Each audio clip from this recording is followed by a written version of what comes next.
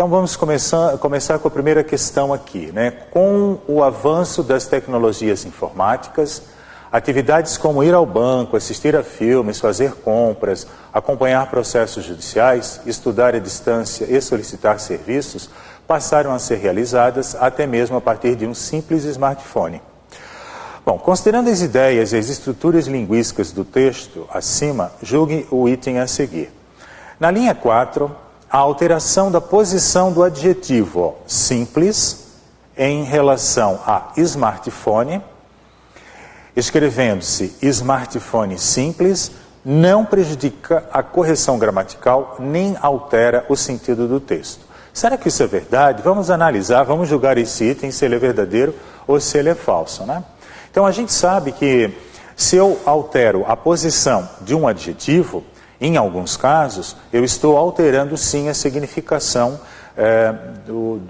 semântica, né? O processo semântico da produção do sentido.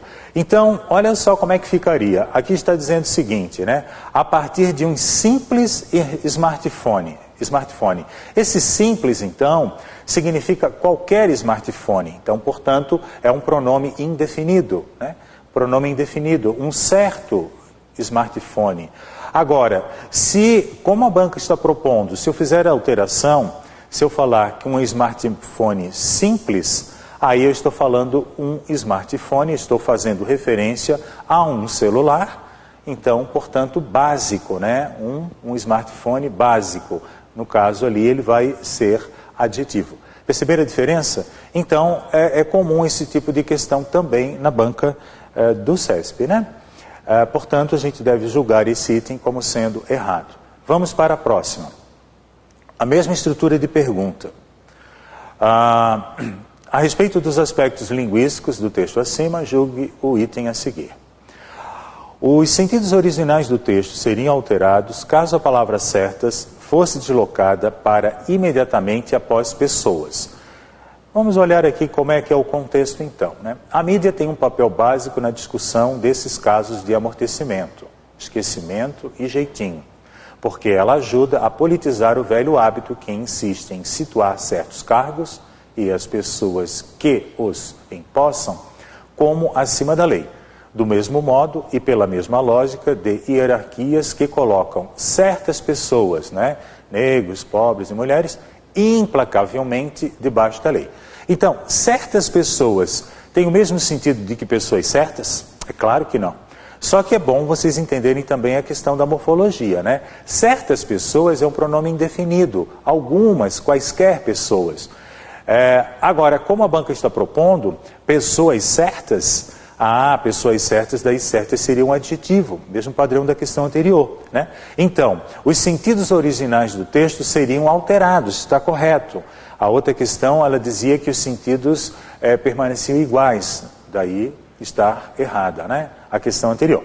Perfeito, pessoal? Então, se tiver algum tipo de questão dessa natureza, comparem bem a semântica, né? O sentido produzido pela alteração da posição de termos na oração. Há termos que podem ser trocados na oração e não causam problema nenhum, nem do ponto de vista semântico, nem do ponto de vista sintático. Mas há termos que sim, e esses são os casos que a gente viu agora. Vamos agora começar com um texto. Quando a banca apresentar uma proposta de texto, é óbvio que já começa com questões de texto, né? Esse é o padrão da banca do CESP. Então, a gente sempre procura saber a origem, a fonte do texto. Esse texto foi tirado, quem escreveu? Graciliano Ramos, né? O nome do texto é Um Amigo em Talas, Rio de Janeiro, Editora Record, 1983, página tal, enfim. Já sabemos que Graciliano Ramos é um escritor, então o texto ele vai ser literário, ele já vai ter essa característica, né? Ele faz parte de um gênero textual chamado romance, né? Literatura. Isso já nos indica alguns aspectos relacionados ao entendimento textual. Então nós vamos ter uma linguagem figurativa, provavelmente ele vai narrar um acontecimento, né? São informações que a gente já pode ter sobre esse gênero textual que é o romance. Poderia ser também um conto, né? A referência não nos dá essa essa certeza. Vamos começar a ler então o texto. O meu antigo companheiro de pensão, Amadeu Amaral Júnior, um homem louro e fornido, tinha costumes singulares que espantavam os outros hóspedes. Amadeu Amaral Júnior vestia-se com sobriedade, usava uma cueca preta e calçava medonhos tamancos barulhentos. Alimentava-se mal, espichava-se na cama, roncava o dia inteiro e passava as noites acordado, passeando, agitando o soalho, o que provocava a indignação dos outros pensionistas. Quando se cansava, sentava-se numa grande mesa ao fundo da sala e escrevia o resto da noite. Leu um tratado de psicologia e trocou-o em miúdo, isto é, reduziu-o a artigos, uns 40 ou 50 que projetou meter nas revistas e nos jornais e com o produto vestir-se, habitar uma casa diferente daquela e pagar ao barbeiro. Segunda parte. Mudamo-nos, separamo-nos, perdemo-nos de vista. Creio que os artigos de psicologia não foram publicados, pois há tempo li este anúncio num semanário. Intelectual desempregado. Amadeu Amaral Júnior, em estado de desemprego, aceita esmolas, donativos, roupa velha, pão dormido. Também aceita trabalho. O anúncio não produziu nenhum efeito. Muita gente se espanta com o procedimento desse amigo. Não sei por quê. Eu, por mim, acho que Amadeu Amaral Júnior andou muito bem. Todos os jornalistas necessitados deviam seguir o exemplo dele. O anúncio, pois não. E, em duros casos, a propaganda oral, numa esquina, aos gritos. Exatamente como quem vende pomada para caos. Certo? Então, um texto razoável, simples, né? Porém literário. Com relação às ideias e aos aspectos linguísticos do texto, um amigo em Talas julgue os itens que se seguem. A substituição do pronome o em reduziu-o a artigos por lhe preservaria a correção gramatical do texto. Será que preservaria a correção gramatical do texto? Vamos ver como é que funciona aqui. Quando se cansava, sentava-se a uma grande mesa ao fundo da sala e escrevia o resto da noite. Leu um tratado de psicologia e trocou em miúdo, isto é, reduziu-o a artigos. Uns 45, então reduziu-o. Então, a banca está propondo a mudar o por lhe. Então, reduziu-lhe a artigos. Reduziu-lhe a artigos. Será que eu posso fazer essa alteração? Vamos dar uma olhada aqui. Então, olha só.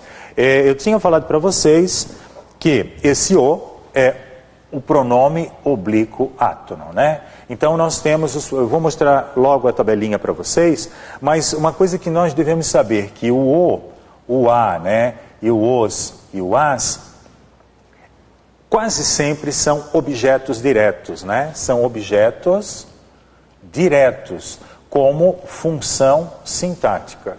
Já o lhe, em muitos casos, a função sintática vai ser o quê? Objeto indireto. Lembramos que o lhe, ele significa a ele, a ela. O lhe não define o gênero, né? Então, o lhe é igual a ele, né? Ou a ela. A ele ou a ela, não tem definição de gênero. Já o lhes é só acrescentar o S, né? A eles e a elas. Então, vamos observar aqui. Se eu estou dizendo que o a, os, as, tem a função sintática de objeto direto, então, no texto nós temos reduziu o a artigos. Reduziu o quê, né? Reduziu o quê? Então, algo. Então, esse o vai ser o objeto direto. Eu não posso reduzir-lhe, não tem sentido aqui, porque não se trata de um objeto indireto. Então, reduziu um trabalho de psicologia a artigos. Então, reduziu, né, um tratado de psicologia a objeto direto. O lhe seria, então, o a ele ou a ela, não faria sentido. Vamos observar um pouco que, então, a questão deve ser julgada como sendo errada. Vamos observar um pouco a tabelinha dos pronomes. Aqui no primeiro, na primeira coluna nós temos o caso reto. Eu, tu, ele, nós, vós, eles. Na coluna da direita, nós temos o pronome oblíquo átono, né, que é o nosso POA, pronome oblíquo átono. Então, o eu, qual é o equivalente? Qual é o equivalente? O me. Eu, me, tu, te, ele. Pode ser se, o, a e lhe. O nós pode ser é nos, o vós é vos, e eles, né, pode ser o se, os, as e lhes, portanto, as formas plurais. Agora, vou botar algumas informações aqui para vocês observarem. Se eu falar assim, Pedro me viu e Pedro me disse, nós temos o mesmo me, que é o pronome oblíquo átono. Mas qual é a função sintática desse pronome oblíquo átono? Vamos observar aqui na frase. Se eu disser assim, Pedro me viu, vamos ter que entender, vamos ter que ativar aquela nossa aula de regência, né? Da transitividade e predicação. Portanto, eu posso ter os verbos podem ser verbos transitivos diretos, transitivos indiretos, transitivos diretos e indiretos, intransitivo, quer dizer, não precisa de complemento, e verbos de ligação. Pedro me viu. Quem vê, vê algo ou alguém. Então, Pedro viu me. Pedro me viu. Então, esse me aqui vai ser o quê? Objeto direto. Agora, se eu disser assim, Pedro me disse. Quem diz algo a alguém. Aqui na frase, nós não estamos fazendo referência ao que se disse, e sim a quem se disse. Então, Pedro me disse, Pedro disse a mim. Então, no caso, o segundo me do Pedro me disse é o objeto indireto. Objeto indireto. Então, eu tenho aqui a parte, né? Pedro disse a alguém, a quem, objeto indireto. Vamos acompanhar. Então, o que a gente pode perceber? Que o me e o te, o nos e vos, tanto podem ser objetos diretos quanto objetos indiretos. Vai depender do quê? Depende da regência do verbo. Se for um verbo transitivo direto, os pronomes oblíquos átonos vão ser objetos diretos. Se for um verbo transitivo indireto, os pronomes oblíquos átonos vão ser objetos indiretos. Correto? No caso do me, te, nos e vos.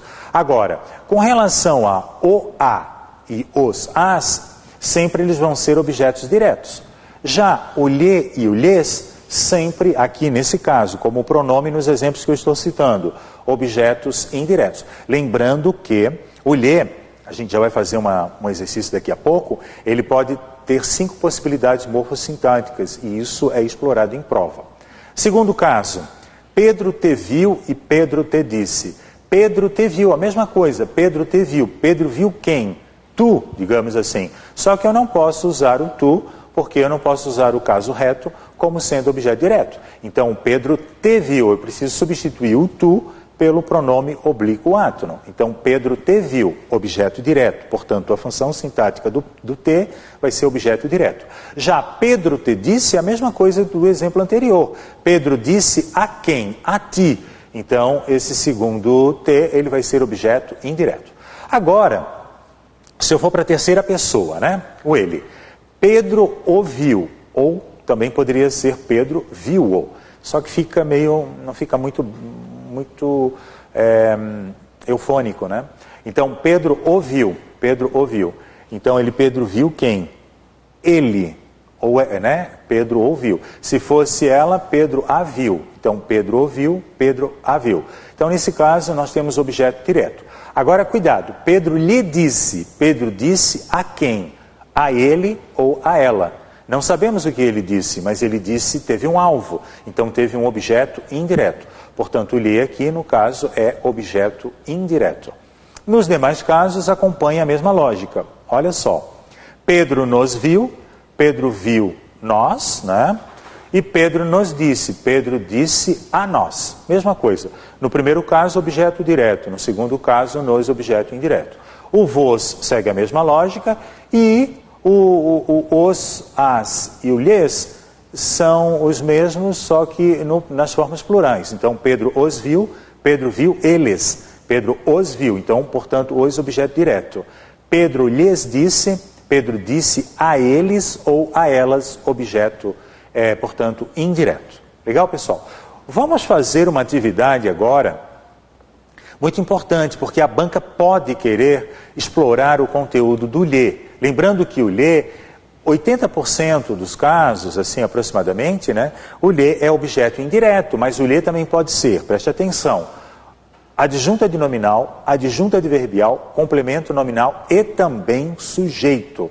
Lembrando que sujeito, adjunto adverbial e adjunto adnominal são situações muito literárias, exemplos que nós vamos ter da literatura do final do século XIX e início do século XX. Não é muito comum, não muito usual usarmos o lhe com essas funções sintáticas. Vamos observar então aqui na atividade, vamos lá. Ele lhe enviou uma carta. O que é esse lhe? É claro que esse lhe vai ser objeto indireto, porque quem envia algo a alguém. O que está sendo enviado? Objeto direto, portanto, uma carta. Teve um alvo? Sim. A quem que a carta foi enviada? A ele ou a ela. Não sabemos conseguir distinguir o gênero, né? Então o lhe pode ser a ele, a ela. Portanto, nesse primeiro lhe aí, ele é objeto indireto. Ana não lhe cortará o cabelo hoje, né? Então, o lhe, nesse caso aqui, ele funciona, ele tem um valor de posse, um valor possessivo. Então, Ana não cortará o seu cabelo, portanto, provavelmente o cabelo dela ou o cabelo de outrem, né? Então, o lhe aqui, ele tem valor possessivo. Quando o lhe tem valor possessivo, ele é adjunto adnominal, porque o pronome possessivo, ele cumpre a função de ser um adjunto adnominal. Exemplo, Ana não cortará o cabelo dele ou o seu cabelo. Tanto faz, né? Tanto faz. Mais um exemplo. Pegue a caixa, ponha-lhe as meias. Vamos imaginar que isso aqui seja uma caixa. Eu peguei a caixa. Eu vou colocar as meias na caixa, dentro da caixa. Então, pegue a caixa, ponha-lhe as meias. Então, esse lhe aqui é o quê? É a caixa. Então, é o adjunto adverbial de lugar, a caixa. Então, é um caso, como eu falei para vocês, que é um caso mais literário, né? Isso aí a gente vai encontrar mais em literatura. Pegue a caixa, ponha-lhe as meias. Agora, nós temos uma outra possibilidade sintática para o lhe. No futuro, isso lhe será útil.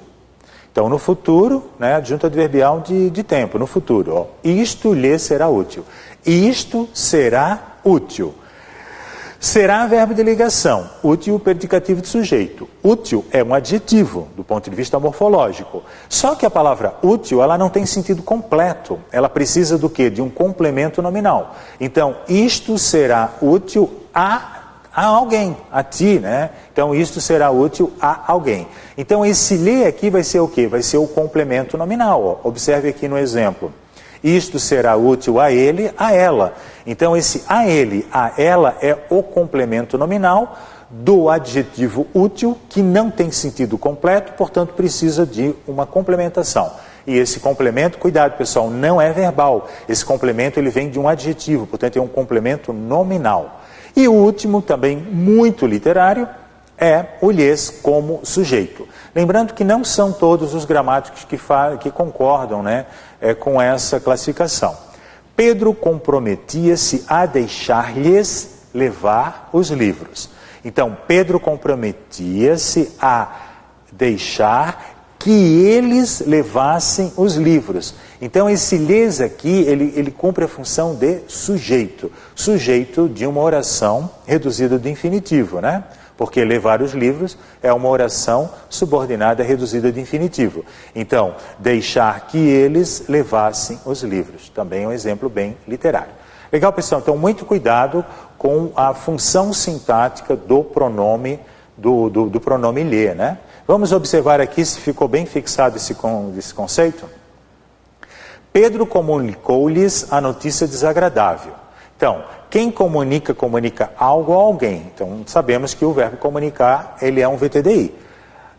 O que o Pedro comunicou? A notícia desagradável, objeto direto. Teve um alvo, ele comunicou isso a alguém? Sim, lhes. Então, o lhes aqui vai ser o quê? Objeto indireto. E a notícia desagradável, objeto direto. Mas a gente só está analisando a função sintática do poelê, né?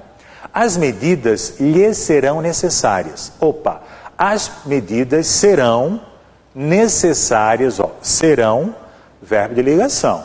Necessária, predicativo de sujeito. Necessário é um adjetivo, elas são necessárias.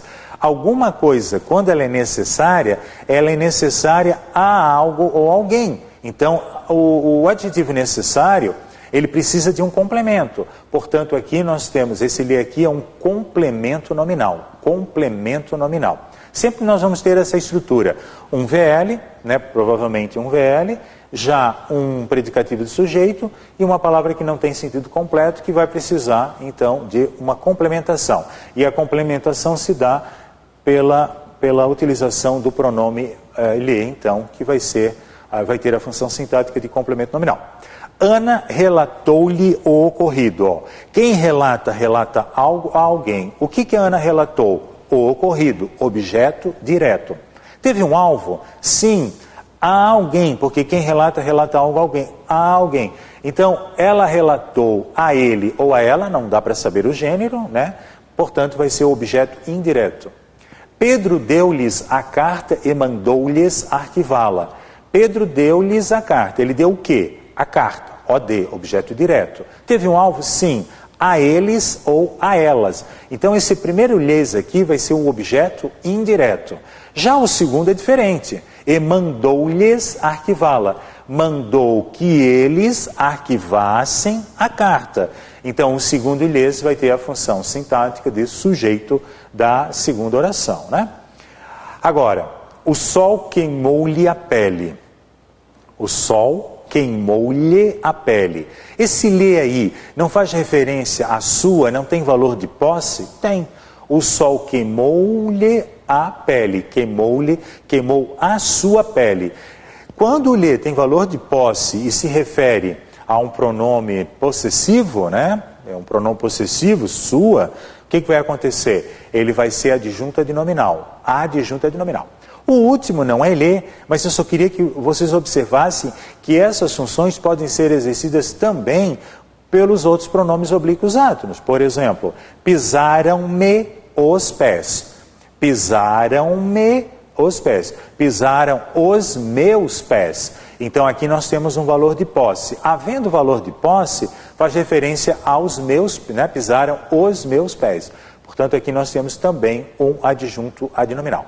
Legal, pessoal, é simples, mas é bom a gente fazer sempre uma observação nesse sentido, porque a banca pode pegar pesado, pode pegar, por exemplo, um texto literário, pode pegar um poema, em que essas estruturas são mais presentes, né, possíveis. Com relação às ideias e aos aspectos linguísticos do texto Um Amigo em Talas, julgue os itens que se seguem. O sujeito da oração também aceita trabalho, está elíptico e se refere a Amadeu Amaral Júnior, o que justifica o emprego da forma verbal aceita na terceira pessoa do singular. Bom, isso é questão pura de sintaxe do período simples, né? Nós temos que analisar a função desse termo dentro da oração, dentro do contexto. Vamos pegar só da segunda parte aqui, né? Amadeu Amaral Júnior, em estado de desemprego, aceita esmolas, donativos, roupa velha, pão dormido. Também aceita trabalho. Ele quer saber se o último aceita aqui, né?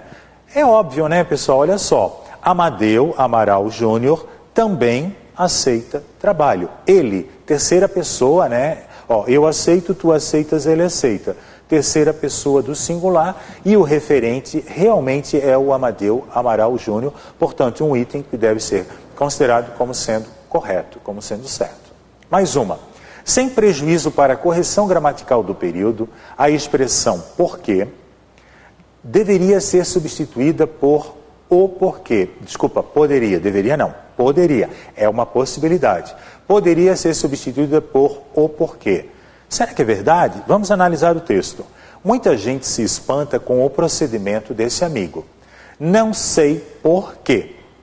Eu, por mim, acho que Amadeu Amaral Júnior andou muito bem. Vamos ver se é possível, né? Lembrando que na língua portuguesa, essa palavra, essa expressão, ela tem várias morfossintáticas, né? Então eu posso ter aqui, ó, posso ter o porquê separado e sem acento, eu posso ter o porquê separado e com acento. Eu posso ter o porquê junto, e eu posso ter o porquê junto também, sem acento, né? E o junto com acento. Esse daqui, ó, esse último aqui é o substantivo, né? Geralmente vem com um determinante. Um porquê, o porquê, né? Tem um determinante antes, né?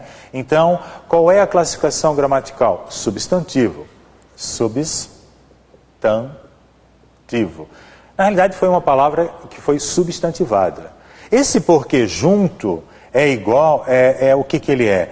É uma conjunção, né? É uma conjunção. Conjunção. Uma conjunção. Só que, cuidado, o porquê ele pode ser subordinado causal e pode ser coordenado explicativo. Tem duas possibilidades para ele. Então, ele pode ser subordinado causal e pode ser coordenado explicativo. Já vou mostrar ali uma tabelinha que vai ficar mais fácil, tá? Explicativo. Tem as duas possibilidades. Já o porquê separado, esses dois aqui, esse daqui, ó, ele vai ser o quê? Esse por aqui é uma preposição, prep, né? Preposição, mais um advérbio interrogativo. Advérbio, né? ADVB, alguns gramáticos consideram como um pronome interrogativo, mas advérbio interrogativo, tanto que a gente vai perceber a existência dele nas perguntas, né? Advérbio interrogativo. Então, advérbio interrogativo, né? Só que, pelo fato dele ter acento, ele deve esbarrar numa pontuação. Pode ser um ponto, pode ser um ponto de interrogação, pode ser um ponto de exclamação, pode ser até uma vírgula, como algumas bancas já fizeram, né? Essas pegadinhas. Agora, esse aqui, separado e sem acento, também ele pode ser três coisas, né? Ele pode ser também um advérbio interrogativo, né? Interrogativo, só que ele não esbarra num ponto, ele inicia, portanto, né, uma frase, ele inicia uma frase interrogativa. Ele pode ser também uma preposição, aqui é preposição, mas advérbio interrogativo, né? Ele pode ser também uma preposição mais um pronome relativo, que pode ser substituído pelo qual, pela qual, pelos quais e pelas quais. Por exemplo, este é o caminho porque passo, pelo qual eu passo, ou seja, eu passo pelo caminho. Então vai ser um pronome relativo. Ou pode ser também uma preposição, né, mais uma conjunção integrante. Integrante. Ficou meio bagunçadinho aqui no quadro, mas eu já vou mostrar exatamente como é que isso vai acontecer. A possibilidade, o maior uso dessa expressão aqui, o maior uso é o porquê separado, e como, né, uma dessas três possibilidades, e o porquê junto quando se trata de conjunção. Então vamos olhar aqui primeiro. Muita gente se espanta com o procedimento desse amigo. Não sei porquê. Eu não sei porquê. Esse por vai ser uma preposição, o que vai ser um advérbio interrogativo, e ele tem acento porque ele esbarrou num ponto, né? Então, agora ele pergunta se poderia ser substituída. Assim, do ponto de vista semântico, é possível essa substituição. Vamos perceber aqui, ó. Muita gente se espanta com o procedimento desse amigo. Não sei o porquê. Também poderia ser. Ó, não sei o porquê. Um porquê, o porquê. Ele foi, então, teve um determinante, né? Então, não sei o porquê. Poderia sim, ó. Ficaria dessa maneira. Não sei o porquê. Palavra substantivada, né? Mesmo valor semântico, mas diferente classificação morfológica. E é bom que a gente entenda isso. Tem o mesmo valor semântico, mas diferente classificação morfológica. Vou mostrar, então está certo, o item está correto. Eu quero mostrar para vocês essa tabelinha que eu fiz aqui para organizar essas informações. Vamos analisar o porquê separado. Ó, advérbio interrogativo, ou seja, preposição mais advérbio interrogativo, porque o por é preposição, né? Por que Pedro não veio hoje? Separado e sem acento. Ana quer saber por que Pedro não veio hoje. A primeira é uma oração interrogativa. A primeira é interrogativa direta, a segunda é interrogativa indireta, mas é também interrogativa. Agora nós temos a preposição mais um pronome relativo. Ana já sabe o motivo por que Pedro não veio hoje.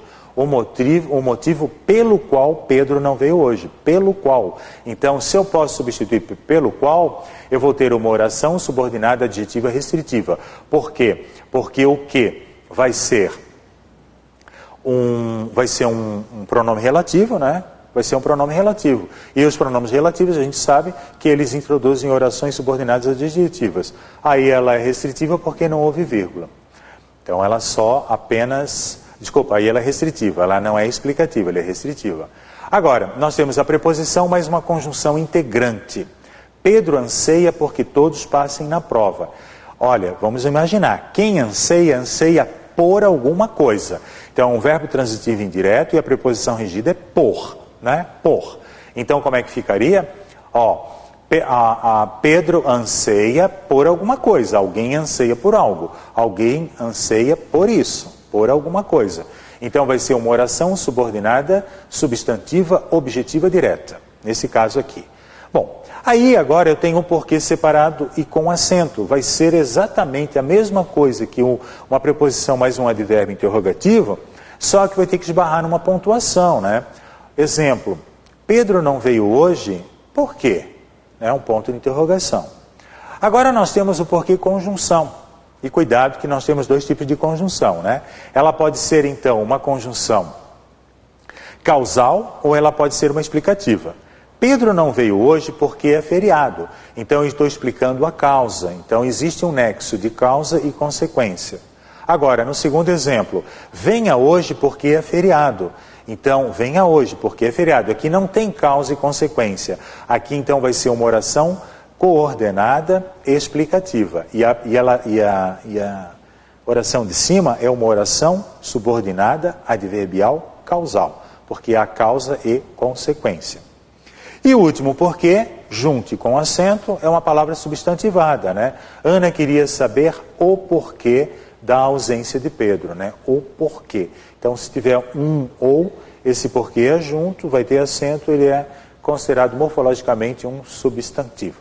Legal, pessoal? Então, essa é um resumo, esse é um resumo que eu fiz para fixar esse conteúdo, se por acaso a banca quiser questionar esse tipo de conteúdo. Agora a questão de pontuação. As vírgulas em Amadeu Amaral Júnior, em estado de desemprego, aceita esmolas, donativos, roupa velha, pão dormido. Foram todas empregadas para separar itens de uma enumeração. Cuidado quando a banca coloca todas, porque ela diz que todas as vírgulas. Será que todas foram mesmo para separar itens de uma enumeração? Vamos lá. Amadeu Amaral Júnior, vírgula, em estado de desemprego, vírgula.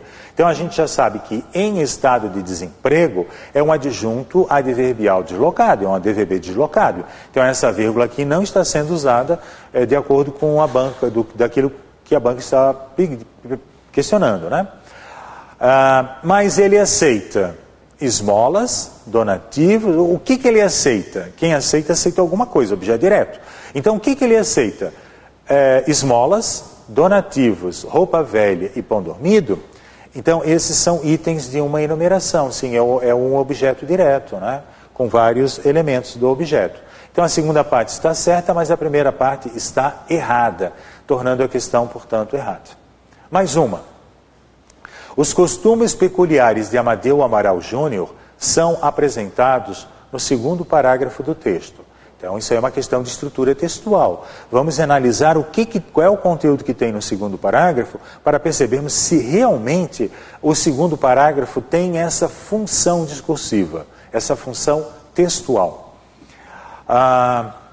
O meu antigo companheiro de pensão, Amadeu Amaral Júnior, um homem louro e fornido, tinha costumes singulares que espantavam os outros hóspedes. Está anunciando que ele tinha costumes singulares. Amadeu vestia-se com sobriedade, usava uma cueca preta e calçava medonhos tamancos barulhentos, alimentava-se mal, espichava-se na cama. Sim, né, pessoal? O segundo parágrafo, ele vai mostrar o quê?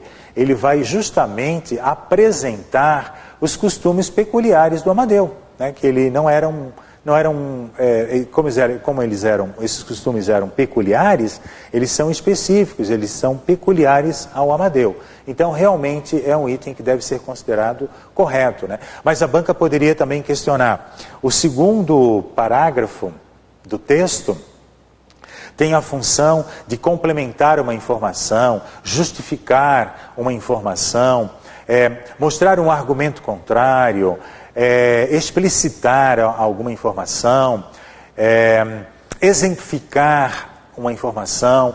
Tudo isso é possível, né? E muitas coisas mais a respeito da argumentação. Nós já vimos isso nas aulas de interpretação de texto. Então, pode ser que a banca faça esse tipo de questionamento, né? Qual é a função, ela pode ser até mais específica, qual é a função do terceiro período do segundo parágrafo do texto? Então, a gente remete ao parágrafo e observa a estrutura argumentativa, né? Qual é a importância daquela informação na construção textual? Aí a gente consegue observar. Legal? Mais uma. De acordo com o texto, os hóspedes da pensão ficavam espantados com os anúncios de jornal referentes a Amadeu Amaral Júnior. Olha, cuidado com essas questões de interpretação, com a extrapolação. Você vai além daquilo que o texto informou. Vamos olhar o texto então aqui, né? Muita gente se espanta com o procedimento desse amigo. Não sei porquê. Então, muita gente não significa que os hóspedes da pensão ficavam espantados. Então, muito cuidado. Observem qual é o sujeito da oração. Quem é que está ficando realmente espantado? Se é muita gente ou são os hóspedes da pensão? Então aqui nós temos uma referência equivocada.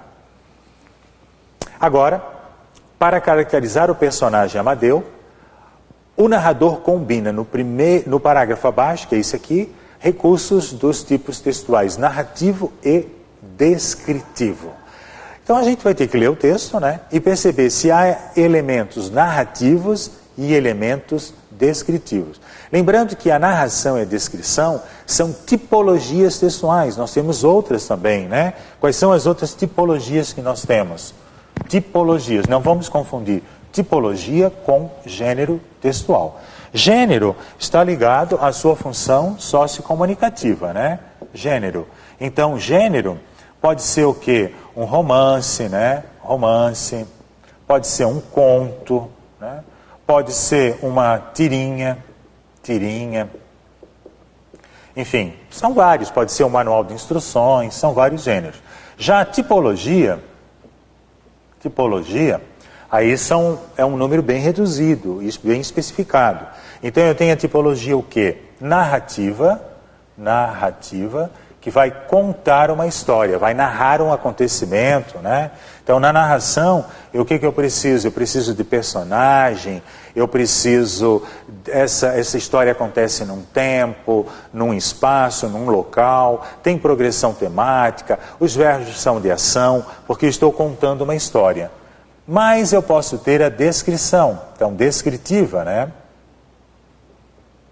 Descritiva. Aí nada acontece, eu apenas descrevo os elementos de uma narrativa. Eu posso fazer uma descrição de um personagem, eu posso fazer a descrição de um ambiente, por exemplo, eu posso descrever o nosso estúdio de gravação, eu vou apresentar as características, vou usar muitos adjetivos, posso usar advérbios, os verbos são estáticos, com relação à descrição. Mas eu também posso ter a dissertação, né? Dissertação. Narrativa, descritiva, dissertativa. Aí eu vou apresentar ideias, eu vou expor ou apresentar ideias. Esses são os mais comuns. Mas eu também posso ter a injuntiva. A injuntiva está relacionada com tomada de procedimentos, né? A relação de procedimentos que alguém vai ter que adotar para realizar uma certa atividade. O exemplo, por exemplo, de tipologia injuntiva são os manuais de instruções, as leis, receita de bolo, né? São informações que são colocadas para que alguém desenvolva um procedimento. Normalmente as características linguísticas relacionadas à tipologia injuntiva diz respeito ao uso de verbos no imperativo, né? Abra o compartimento da pilha, né? Coloque 2 pilhas alcalinas. Então esse é o texto injuntivo, ou também é conhecido como sendo instrutivo, injuntivo ou instrutivo. Temos o dialogal, que são perguntas e respostas, e também temos o epistolar, né? Que são as cartas. Mas tanto o dialogal quanto o epistolar, é muito raro isso aparecer, muito raro. Esses aqui são muito mais questionados, né? E aí, pessoal, vamos checar se essa informação é verdadeira ou é falsa. Amadeu vestia-se com sobriedade, então ele se vestia, né? Então apresenta o quê? Características. A calça era preta, o calçado era medonho, o calçado era barulhento. Então essas são características, faz parte de um texto descritivo. Eu estou mostrando como é o meu personagem, no caso o Amadeu, né? E aí, será que temos elementos agora narrativos que contam uma história? Claro que sim, né? Olha só aqui, quando se cansava, ele passava as noites acordado, ele passeava, ele agitava o assoalho, tanto pode ser soalho quanto assoalho, né? Sentava-se numa grande mesa, escrevia o resto da noite, ele leu um tratado, ele reduziu o tratado a um artigo, ele projetou, ele se vestiu, ele habitou, enfim. Então são todos elementos específicos de uma narrativa. Então, portanto, essa questão é considerada correta, verdadeira. Há elementos descritivos, né? E há também elementos narrativos. Lembrando que o gênero textual dessa peça é um quê? Um romance ou um conto, né? Ou um romance ou um conto. Agora nós vamos para um segundo texto. Segundo texto, eu também vou mesclando questões relacionadas à gramática, né? O homem que só tinha certezas quase nunca usava ponto de interrogação. Em seu vocabulário não constavam as expressões talvez, quiçá, quem sabe, porventura, que são advérbios de dúvida, né? Ó, pessoal, vamos dar uma olhadinha aqui, eu pulei, ó. Quem é que escreveu esse texto? Adriana Falcão, O Homem que Só Tinha Certezas. Está dentro do livro, né? O Doido da Garrafa, São Paulo, Planeta do Brasil, 2003, página tal, enfim. Então foi retirado dessa obra. É bom a gente já perceber, ir direto na fonte para ter alguma informação a respeito desse texto, né? Desse gênero textual. Continuando. Parece que foi de nascença. Ele já teria vindo ao mundo assim, com todas as certezas junto. Pulou a fase dos porquês, os porquês, né?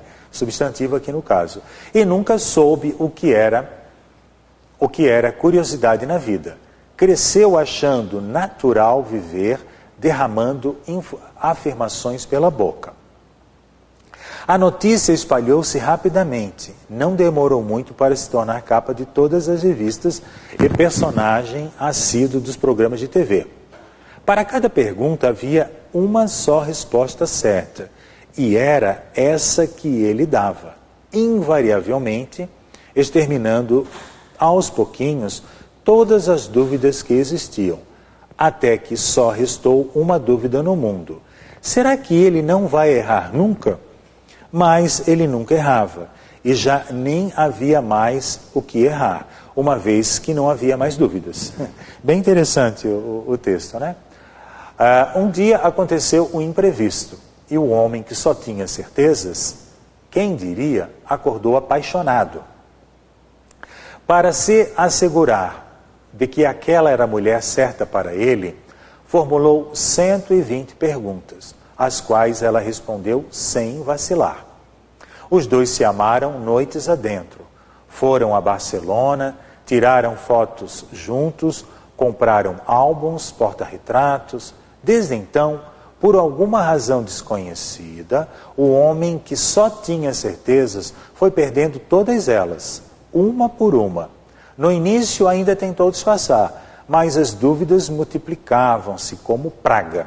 Espalhavam-se pelo mundo. E agora, meu Deus? Deus existe? Existe sim. Ou será que não? Ele não estava bem certo.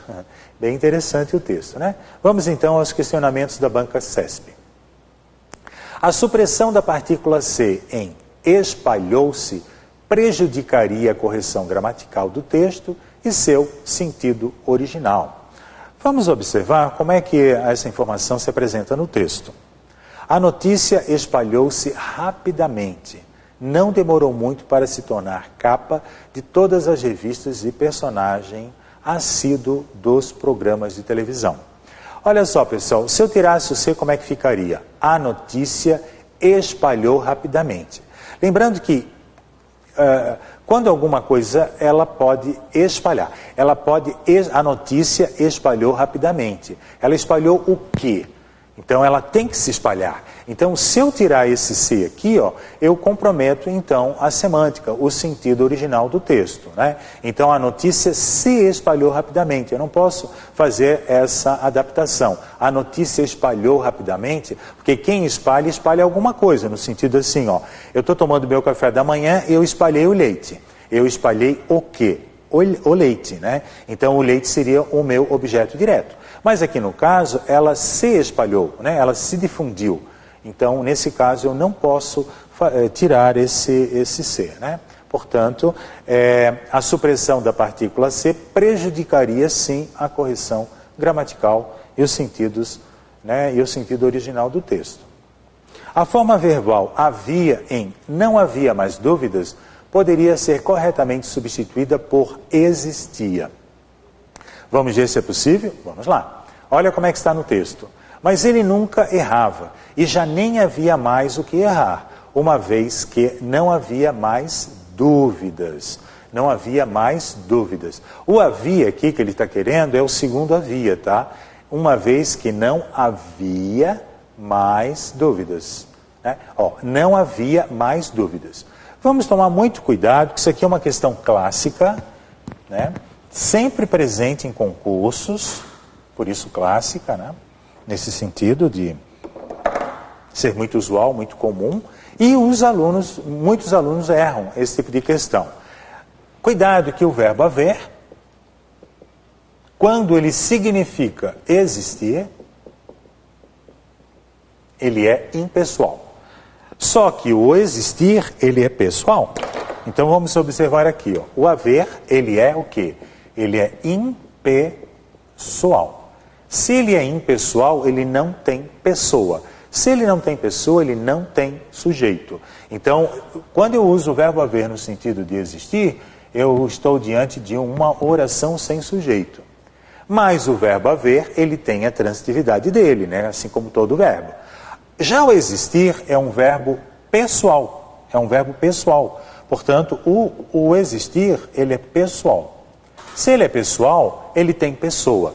Se ele tem pessoa, ele tem sujeito. Então, ele tem sujeito. O importante é saber onde está esse sujeito, né? Já o impessoal, ó, não tem sujeito. Essa é a grande diferença. Um tem sujeito, o outro não tem sujeito. Vamos analisar então aqui a diferença. Não havia mais dúvidas. Então, oração sem sujeito. Mas o haver é um verbo transitivo direto. O que há alguma coisa. Então, o que havia? A pergunta que eu faço é o que havia? Mais dúvidas é o nosso objeto direto. O nosso objeto direto. Agora, comparem com o segundo exemplo. Não existiam mais dúvidas. Ah, mas por que ficou existiam e não existia? Já que ambos, né, são equivalentes do ponto de vista semântico. Claro, do ponto de vista semântico, mas do ponto de vista sintático, a análise é completamente diferente. Olha só, não existiam mais dúvidas. Onde é que está o sujeito? Porque o verbo existir, ele é pessoal, ele tem que ter o sujeito. Onde é que está o sujeito do verbo existir? Posposto, ele está posposto ao verbo. Lembrando, pessoal, o que existe é um verbo intransitivo. Eu não posso existir alguma coisa. Alguma coisa existe. Então, o verbo existir é um verbo intransitivo, mas ele tem sujeito. Então, mais dúvidas existem. Onde é que está esse sujeito? Posposto, ele está depois do verbo. Por isso que o existiam, o verbo ele tem que concordar com um sujeito no plural. Ó. Muitas dúvidas existiam. Só que a banca está querendo dizer o seguinte, quer ver? Poderia ser corretamente substituída por existia? Não, errado. Poderia ser substituída corretamente por existiam. Daí sim, né? Existiam. Legal? Ó, esse tipo eu expliquei já, acho que umas 2 vezes nas nossas aulas, porque a gente dá ênfase a esse tipo de questão que é muito recorrente em prova. Eu vou ampliar um pouquinho a discussão, porque às vezes as bancas pegam um pouquinho mais pesado. Elas usam uma locução verbal em que eu tenho um verbo auxiliar mais o verbo principal. Olha só aqui, a diferença entre o verbo haver e o verbo existir, né? Há muitos problemas de gestão pública. Portanto, é um VTD e eu vou ter o quê? Eu vou ter depois um objeto direto. Então, o que vai ser? Muitos problemas de gestão pública. Objeto direto, né? Agora, no segundo caso, existem muitos problemas de gestão pública. Existem é um verbo intransitivo. E muitos problemas de gestão pública é o quê? É um sujeito posposto. Então, houve aqui uma inversão sintática. Como é que seria na ordem, digamos, direta, né? Muitos problemas de gestão pública existem. Mas olha só, pessoal, cuidado aqui. Deve haver ou devem haver? Também é outro questionamento. E as bancas exploram esse conteúdo. A pessoalidade ou a impessoalidade do verbo principal, tanto do haver quanto do existir, ela vai ser passada, ela vai ser transmitida para o verbo auxiliar. Então, olha só. Deve haver ou devem haver? Deve haver, porque a impessoalidade do verbo haver vai para o auxiliar dever. Então, deve haver muitos problemas de gestão pública. E no caso de baixo, deve existir ou devem existir? A pessoalidade do verbo existir, ela vai também para o verbo auxiliar. Portanto, teremos aqui, devem existir muitos problemas de gestão pública. Devem existir. Não caiam nessa pegadinha, isso é uma pegadinha bem clássica, né? Então, muitos problemas de gestão pública devem existir. Devem existir. Mas o professor, mas eu já vi o verbo haver conjugado nas pessoas como pessoal. Sim, eu tenho o verbo haver como pessoal, mas ele não significa existir.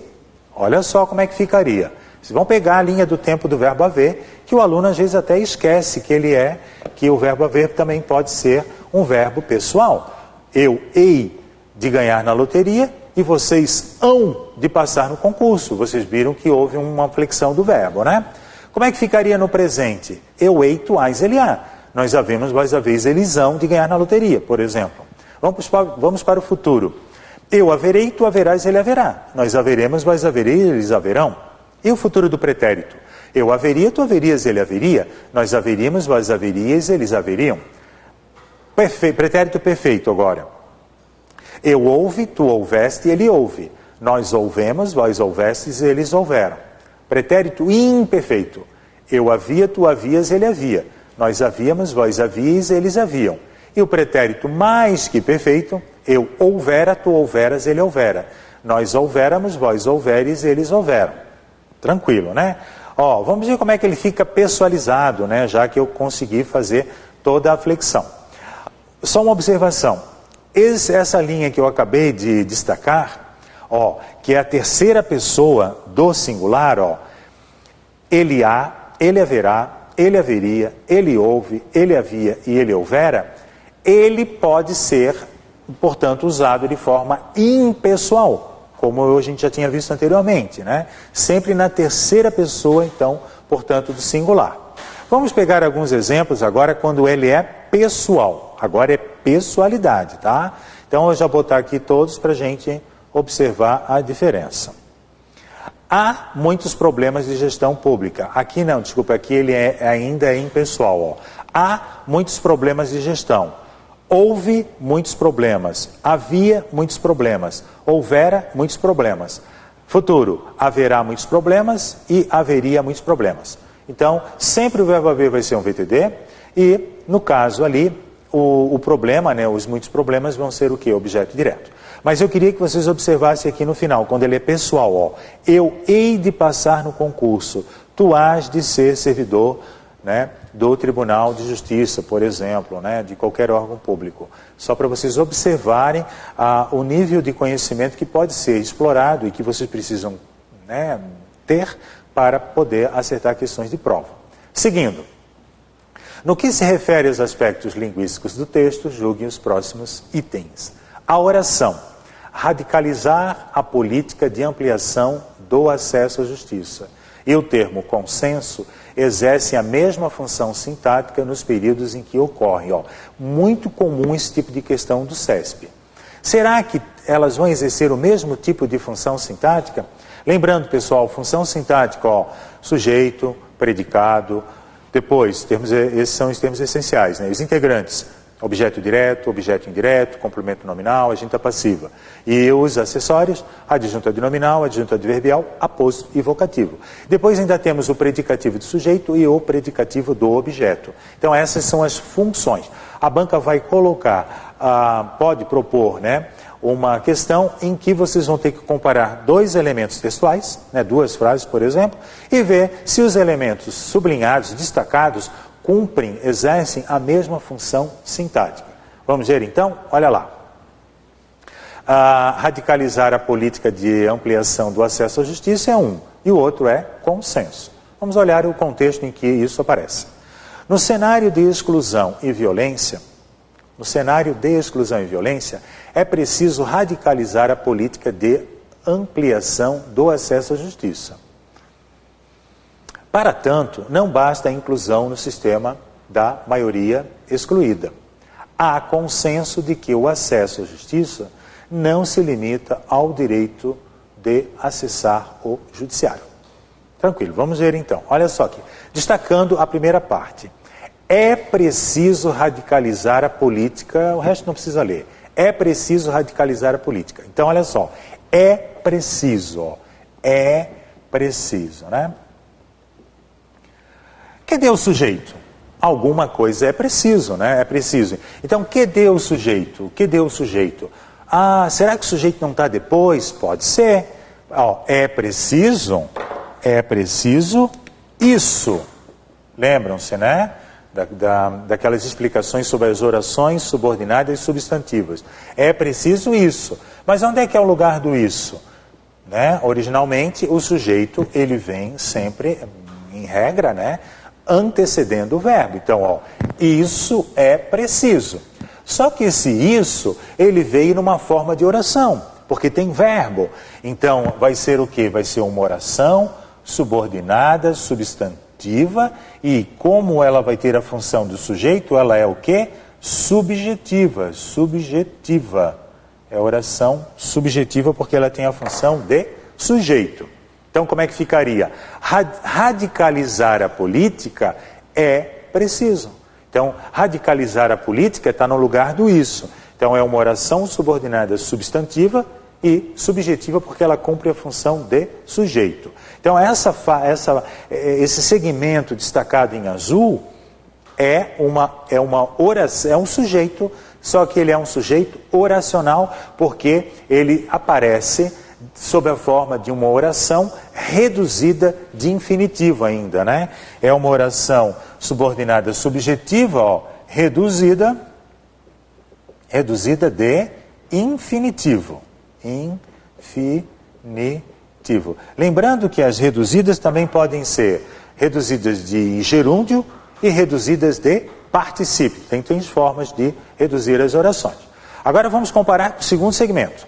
Há consenso de quê? Consenso. Há consenso. Há consenso, né? Isso, há consenso. Só isso, há consenso. Então, há é um verbo transitivo direto, né? Aqui o é um verbo de ligação, esqueci de dizer, né? É um verbo de ligação e preciso é um predicativo de sujeito. Aqui a é um verbo transitivo direto e consenso vai ser o quê? Objeto direto. Então, se nós quisermos acertar a questão, radicalizar a política a função sintática é sujeito e consenso é objeto direto. Portanto, são duas funções sintáticas diferentes, então a questão está errada, Então, eu coloquei a informação ali, ó, é preciso isso, radicalizar a política, né? Há consenso, função sintática de objeto direto. Legal, pessoal? Esse tipo de questão é comum, então nós temos que tomar muito cuidado. O que a banca quis com isso? Quis testar o conhecimento do candidato em relação à análise sintática do período simples. Lembrando que aqui é o período composto, né? Aqui é o período composto e aqui é o período simples. Análise sintática do período simples e também do período composto. Olha só aqui, ó. Foi necessário o seu retorno ao Brasil. Ó, foi necessário. Foi verbo de ligação, necessário predicativo de sujeito. Onde é que está o sujeito dessa oração? O seu retorno ao Brasil foi necessário. É um sujeito posposto, ele vem depois do verbo, né? Agora, se eu transformar isso numa oração, ele vai ser um sujeito oracional. Então, foi necessário que ele retornasse ao Brasil. Ó. Foi necessário isso, que ele retornasse ao Brasil. Então, quando há esse tipo de estrutura, nós temos o que ali, que é uma conjunção integrante, não vamos esquecer que quem liga as orações subordinadas substantivas, quem liga é a conjunção integrante, que geralmente é o que ou o se. E aí, qual é a classificação dela? Oração subordinada substantiva subjetiva, né? Que essa é a classificação. Como é que pode ser também, quais são as outras possibilidades de termos orações com a função sintática de sujeito, né? Ou seja, subjetiva. Verbos na terceira pessoa do singular, ó. Interessa. Quem que interessa? Então olha só aqui, ó. Interessa que o aluno seja aprovado, ó. Interessa isso. Isso interessa. Importa que o aluno seja aprovado. Convém que o aluno seja aprovado. Então, essas orações que eu acabei de mostrar aqui para vocês, elas representam o sujeito da oração, né? da outra oração. Então, isso interessa, isso importa, isso convém. Uma outra forma também de se manifestar a oração substantiva subjetiva é na forma de um VL e um PS, como tem aqui, ó. VL mais um PS, ó. Foi necessário que o aluno fosse aprovado. Será importante que o aluno seja aprovado. É claro que o aluno será aprovado. É a mesma coisa, ó.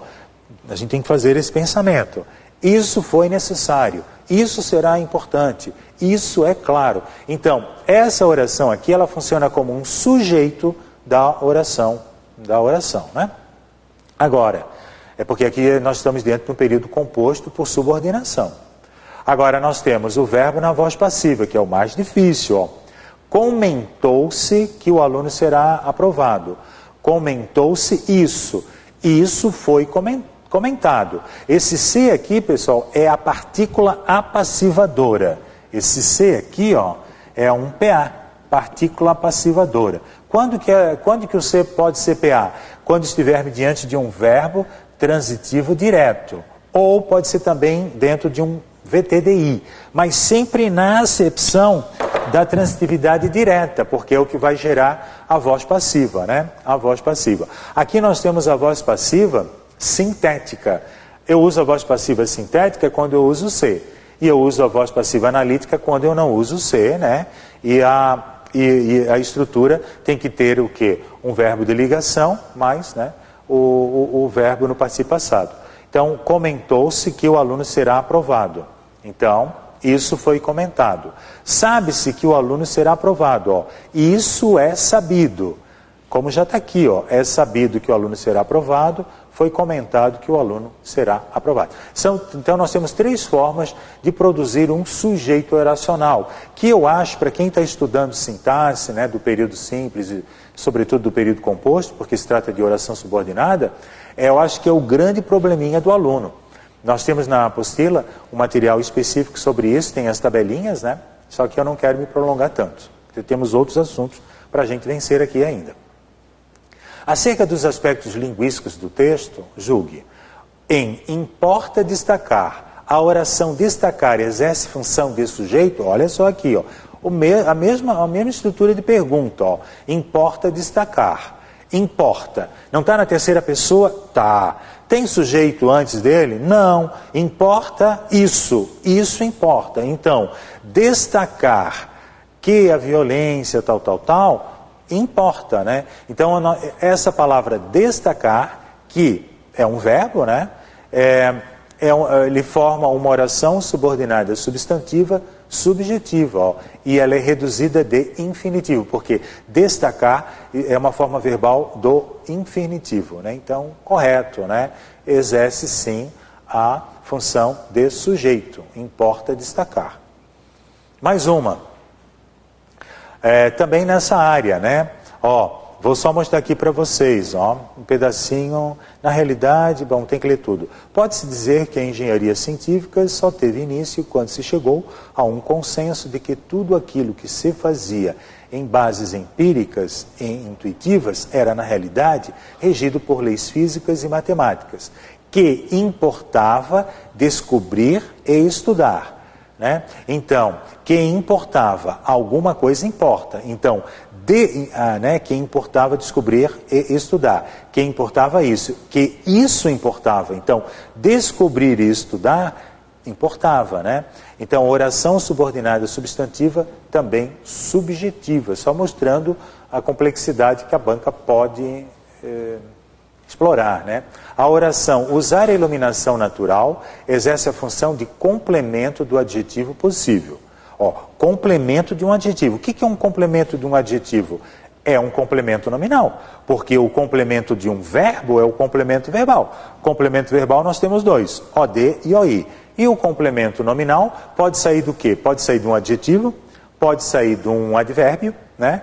Ou pode sair de um substantivo abstrato, né? Então, são as possibilidades de eu gerar o quê? Um complemento nominal.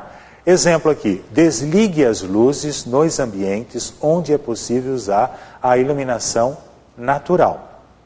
Então, onde é possível usar. Então, é possível, a mesma coisa, ó, é preciso, é possível usar a iluminação natural. Isso é possível. Usar a iluminação natural é possível. Então, gente, isso aqui não é um complemento nominal. Isso daqui o que é? É um sujeito oracional, né? Ó, isso, usar a iluminação natural é possível. Portanto, nós estamos diante de uma oração subordinada substantiva subjetiva. E ela é reduzida de infinitivo. Ó. Usar é uma forma verbal no infinitivo. Se fosse gerúndio, usando. E se fosse particípio, usado. São as três formas nominais de um verbo, né? Então aqui está errado, né? Não é completiva nominal como a banca queria nos induzir, né? Queria induzir que fosse.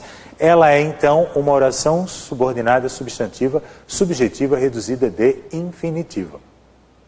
O período não é difícil governar a Itália é composto por duas orações, ambas sem sujeito. Será mesmo que elas não têm sujeito? Ó, não é difícil governar a Itália. Não é difícil governar a Itália. Ó, não é difícil governar a Itália. Isso não é difícil. Governar a Itália não é difícil. Se vocês seguirem essa lógica, é bem mais fácil. Ó. Não é difícil. Ó. É preciso, é difícil, é necessário. Verbo de ligação, predicativo de sujeito. E cadê o sujeito? O sujeito vai ser oracional e vai estar posposto. Ó, isso não é difícil. Então, governar a Itália não é difícil. Então eu faço a transposição, a reorganização dos elementos textuais e aí eu tenho a resposta. Então, governar a Itália é uma oração subordinada, substantiva e subjetiva. Tem a função de sujeito. A oração que os consultores apresentaram, regime de trabalho incompatível com a realidade, funciona como complemento da forma verbal constatou-se. Constatou-se. Olha só, cuidado com isso aqui, né? Então, o que foi constatado? Constatou-se. Quando eu constato, constatou-se. O verbo constatar, quem constata, constata alguma coisa. Então, se eu tenho um C, ele vai ser uma partícula passivadora. Portanto, quem constata, constata algo, né? Então, que os consultores apresentaram regime de trabalho é o quê? É o sujeito de constatou-se. Por quê? Porque esse ser é uma partícula passivadora e a oração está na voz passiva sintética, né? Ela está na voz passiva sintética. Quando não tem o C, voz passiva analítica. Então, como é que ficaria? Né? Ficaria, após análise das faturas de um dos contratos, né? E isso daqui foi constatado. Então, temos aí uma voz passiva. Legal, pessoal? A locução, uma vez que, introduz no período em que ocorre a ideia de causa. A ideia de causa. Vamos ver se tem ideia de causa? Vamos lá. Mas ele nunca errava e já nem sabia mais o que errar, uma vez que não havia mais dúvidas. Uma vez que, causal, né? Então, mas ele nunca errava, já nem sabia mais o que errar. Por quê? Né? Porque não havia mais dúvidas. Então, porque aqui no sentido é causal, ele é comparável, né? Compatível com o já que também, uma vez que, já que também são causais, né? E o que a banca fez para atrapalhar a análise? Colocou uma outra oração lá, ó. E já nem havia mais o que errar. Colocou uma oração interferente dentro da outra para atrapalhar a análise. Quando isso acontecer, eu sugiro para o aluno ler a oração sem essa oração interferente, ó. Mas ele nunca errava, pula para cá, porque não havia mais dúvidas. Daí você faz a análise completa, né? Então, sim, né? É a ideia de causa. O sentido original do texto seria alterado caso a oração, que só tinha certezas, fosse isolada por vírgulas. Será que alteraria o sentido? Vamos lá, vamos olhar. Vou olhar aqui mais pertinho, né? O homem que só tinha certezas quase nunca usava ponto de interrogação. Então, essa oração assim, ó. Qual é a oração principal aqui? O homem quase nunca usava ponto de interrogação. Oração principal. Oração subordinada, que só tinha certezas. É uma oração dentro da outra, né? Que só tinha certezas. E aí, pessoal, esse que é um pronome relativo? É. Por que ele é pronome relativo? Que eu posso substituir por o qual. Então, o homem, o qual só tinha certezas, então é um pronome relativo. Quando eu tenho uma oração, né, encadeada por um pronome relativo, ela vai ser uma oração subordinada adjetiva. Só que eu tenho dois tipos de adjetivo. Eu tenho uma adjetiva restritiva e outra adjetiva que ela é explicativa. Essa daqui é restritiva ou é explicativa? Essa daqui é restritiva, porque eu estou fazendo uma restrição. Eu estou dizendo que é só o homem, né? Só o homem que só tinha certezas. A banca está dizendo o seguinte, o texto seria alterado, né? A ideia, né? Se eu isolar por vírgula, como é que ficaria? Olha só como é que ficaria. Já botei aqui para ficar mais prático. O homem, vírgula, que só tinha certezas, vírgula, quase nunca usava ponto de interrogação. O que eu estou dizendo aqui? Aqui ela não passa a mais ser restritiva e ela passa a ser explicativa. Altera o sentido. Nós já vimos isso na sala de aula, né? Então essa é a grande diferença das adjetivas restritivas em comparação com as adjetivas explicativas. Então é o item que vocês devem considerar correto, porque o sentido original do texto seria alterado. Olha só como é que faz a diferença. Um outro exemplo. Qual é a diferença entre os políticos que são corruptos devem perder seus cargos? É importante que o aluno consiga identificar qual é a oração principal e a subordinada, né? Oração principal, os políticos devem perder seus cargos. Oração subordinada, que são corruptos. Aqui ela é o quê? O que é pronome relativo? É. Por que ele é pronome relativo? Porque ele faz referência aos políticos. Então, os políticos, os quais são corruptos, tudo bem, funcionou, o que é pronome relativo. Aí, vai dar origem a uma oração subordinada adjetiva. Essa oração é restritiva ou ela é explicativa? Aqui ela é restritiva, porque não tem vírgula. Então, o que eu quero dizer? Que os políticos que são corruptos, somente os políticos que são corruptos. Apenas os políticos que são corruptos devem perder seus cargos. Agora, na comparação, nós vamos mudar.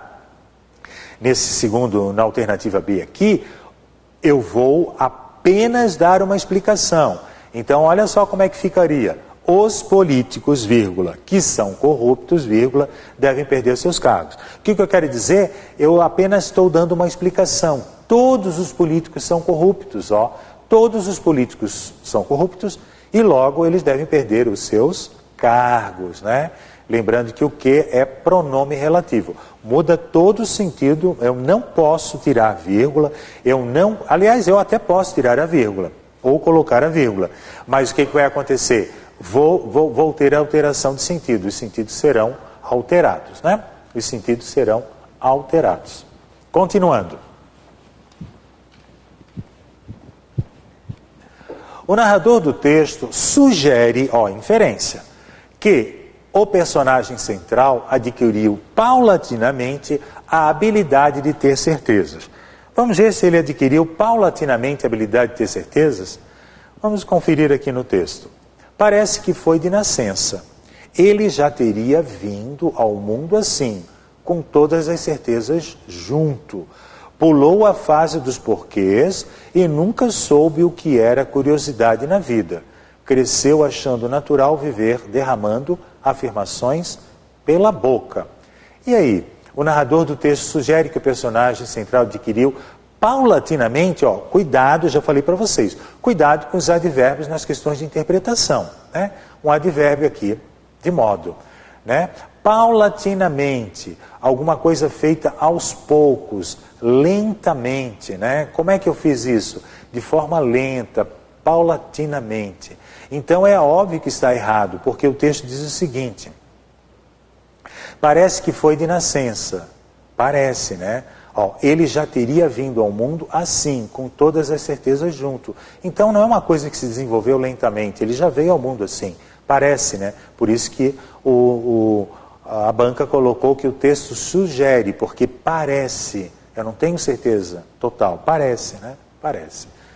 Conclui-se do texto que a fama do personagem central e o interesse das pessoas por ele devem-se ao fato de ele jamais ter mentido nas respostas às questões que lhe eram propostas. Será? Vamos pensar o seguinte, pelo fato de ele jamais ter tido dúvidas, aqui é uma inferência equivocada também, e não pelo fato de ele jamais ter mentido, né? Se a gente olhar a argumentação textual, a gente vai perceber isso.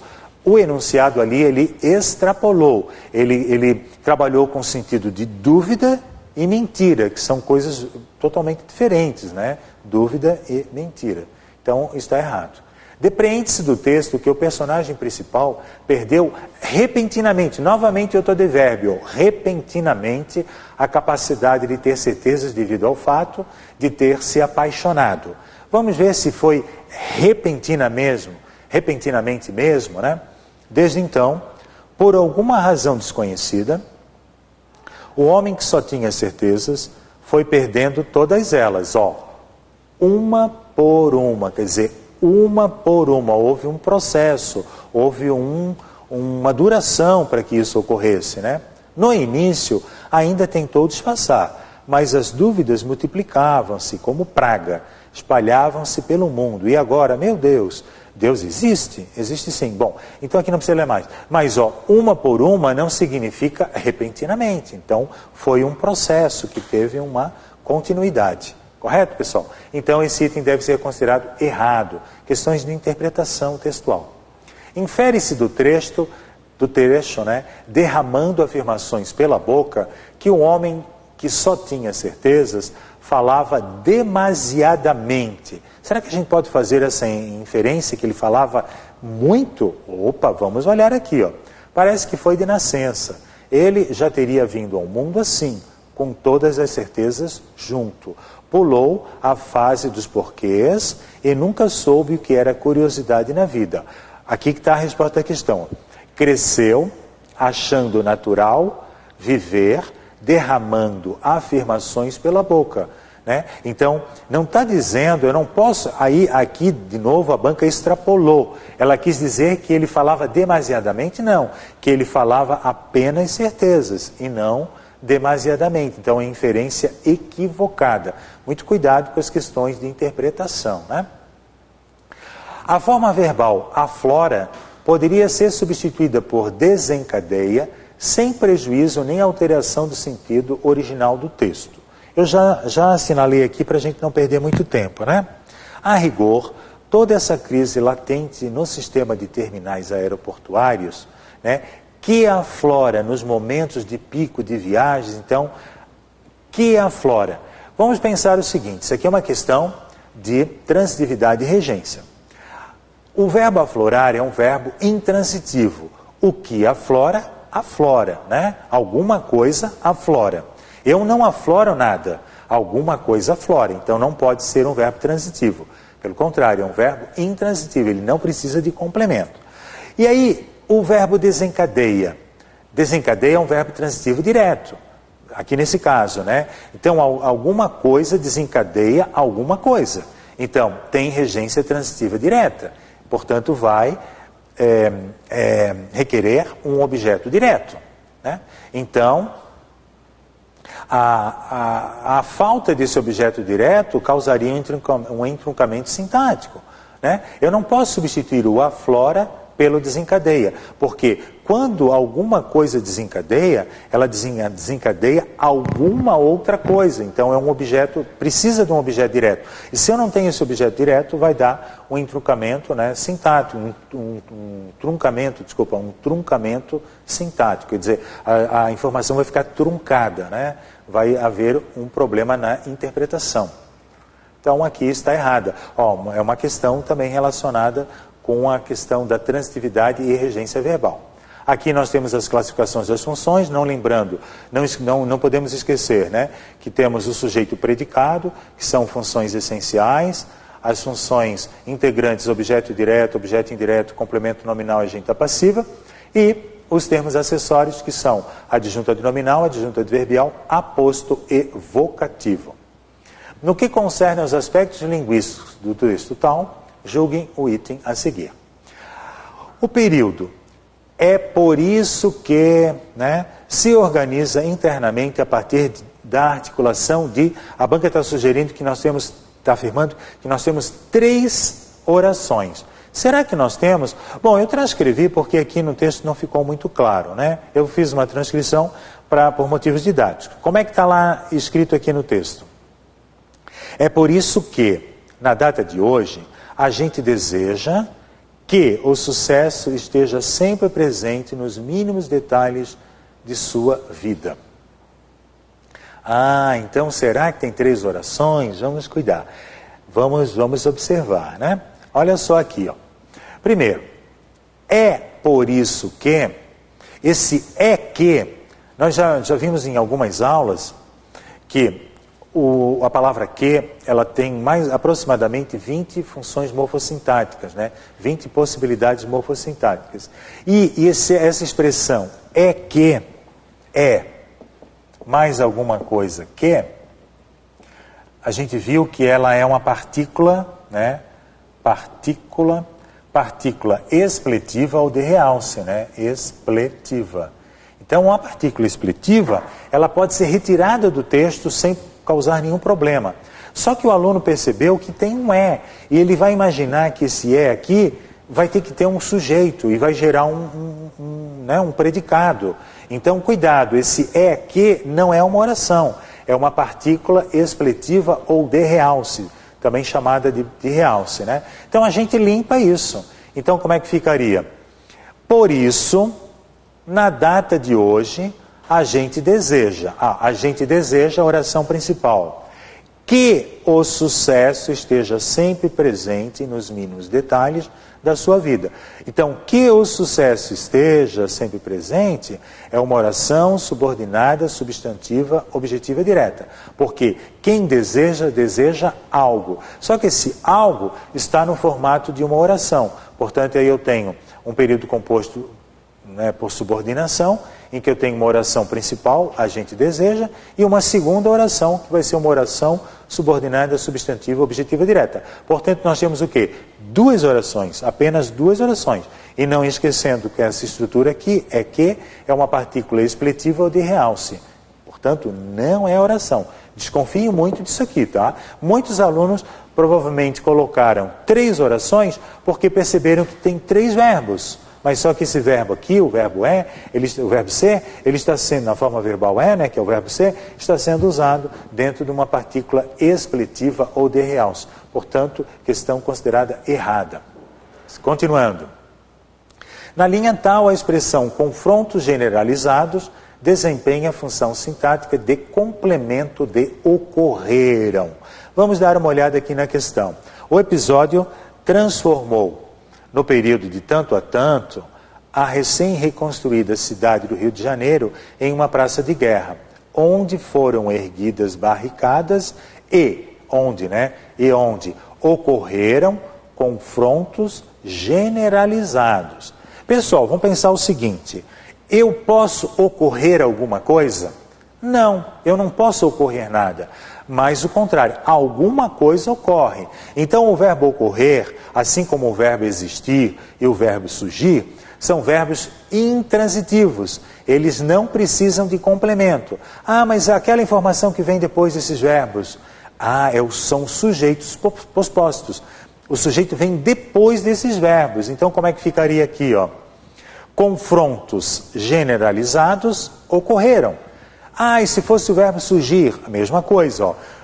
Confrontos generalizados surgiram. Só que na linguagem a gente faz uma inversão sintática. A gente sempre diz o seguinte: ocorreram confrontos generalizados. Surgiram confrontos generalizados. Existiram confrontos generalizados. Então aqui nós temos uma inversão. Lembrando que o verbo ocorrer é um verbo intransitivo. Então se ele é intransitivo não pode ter complemento. E aqui a banca está dizendo que desempenha a função sintática de complemento de ocorreram. Ou seja, a banca quis dizer que confrontos generalizados seria o objeto direto de um verbo transitivo ocorrer. Mas o verbo ocorrer não é um verbo transitivo. Pelo contrário, ele é um verbo intransitivo, né? Então, não confundir o sujeito posposto com o objeto direto. É um erro muito comum dos alunos, porque o aluno sempre vai pensar assim, né, o candidato. O que aconteceu? Sempre joga a pergunta o quê? Mas calma, gente, pergunta o seguinte: alguma coisa pode ocorrer? Né? Não, alguma coisa pode ocorrer? Alguma coisa ocorre, mas ela não ocorre alguma coisa. Então, temos que fazer esse questionamento. Portanto, aqui está correto. Os países lusófonos assinaram o acordo ortográfico em Lisboa. Assinaram o acordo ortográfico em Lisboa, o verbo é transitivo direto e indireto, já que possui dois objetos: o acordo ortográfico, e em Lisboa. Será que isso é verdade? Bom, como não. Olha só, os países assinaram o quê? O que eles assinaram? O acordo ortográfico, objeto direto. Em Lisboa, pessoal, é um adjunto adverbial de lugar, é o local onde o acordo foi assinado. Então, em Lisboa vai ser o quê? Adjunto adverbial de lugar. E o acordo vai ser o quê? O objeto direto, porque quem assina alguma coisa. Então aqui essa questão é considerada errada, né? É considerada errada. Bom, eu vou dar uma puladinha nessa questão e nós vamos passar então para essa que ela é bem significativa. É uma questão de análise sintática envolvendo transitividade, complementação verbal e também crase, correto? Na linha 4, a forma verbal impõe exige dois complementos. Um introduzido pela preposição a, por isso o acento indicativo de crase em a organização, e outro sem preposição, de que decorre o não uso da crase em a necessidade. Vamos ver se isso é verdadeiro, né? Como é que está no texto? A busca pela competitividade impõe à organização a necessidade de contar com profissionais altamente qualificados. Olha só aqui, vamos pegar a transitividade do verbo impor. Impor, né? Quem impõe, né? Impor. Quem impõe algo a alguém. Então, o verbo impor, ele pode ser VTDI. E aqui nesse caso ele é um VTDI realmente, né? Então, como é que ficaria? Impor. A busca pela competitividade, então a busca, ela impõe o quê? Vamos fazer a pergunta, né? O que ela impõe? Ela impõe a necessidade de contar com profissionais qualificados. né? Impõe o quê? A necessidade, né? A necessidade. Tem um alvo? A quem? Sim, tem um alvo. A organização. Então, ó, a quem? A que, né? A que? A organização. Ó. Aqui também nós temos uma inversão sintática. Eu coloquei o objeto indireto na frente do objeto direto. É muito comum isso acontecer em questões que vão cobrar as funções sintáticas dos termos da oração, justamente para confundir o aluno. O aluno sempre pensa, depois do verbo impor vai vir o objeto direto. Não, mas eu posso fazer uma inversão sintática. O que a busca pela competitividade está impondo? O quê? A necessidade de alguma coisa, né? No caso de contar com profissionais. A quem? A que, né? A que? A organização. Então aqui nós temos o objeto, a necessidade, objeto direto, e a organização, objeto indireto, porque eu estou diante de um VTDI. Então, certinho, certinho. Por quê? Por que tem crase aqui, né? Por quê? Porque eu vou impor a alguém. O verbo impor, ele rege o seu complemento indireto usando-se a preposição a. Se a palavra for feminina e admitir artigo, crase terá. Então, realmente, gerou a crase a organização, que vai ser o nosso objeto indireto, né? A busca impõe a quem? A organização. O que? A necessidade de contar com profissionais. VTDI, né? Portanto, um item considerado, então, verdadeiro, né? Um item considerado verdadeiro. Mais uma. O emprego do modo subjuntivo em evolua e atinja justifica-se porque esses termos remetem a informações sobre um fato desejável, hipotético ou provável, apresentadas em orações subordinadas. Será mesmo? Vamos ver aqui. A lógica é a de que cada instância evolua de forma a contribuir em conjunto para que o Brasil atinja patamar educacional da média dos países membros, né? Então ela está questionando a situação do uso de um verbo, se ele está em que modo. Lembrando que os modos dos verbos são indicativo, quando o verbo mostra uma situação certa, né? Ele se refere a uma situação certa. O modo subjuntivo, quando a intenção do falante é incerta, quando a intenção do falante é hipotética, o contexto é hipotético, provável.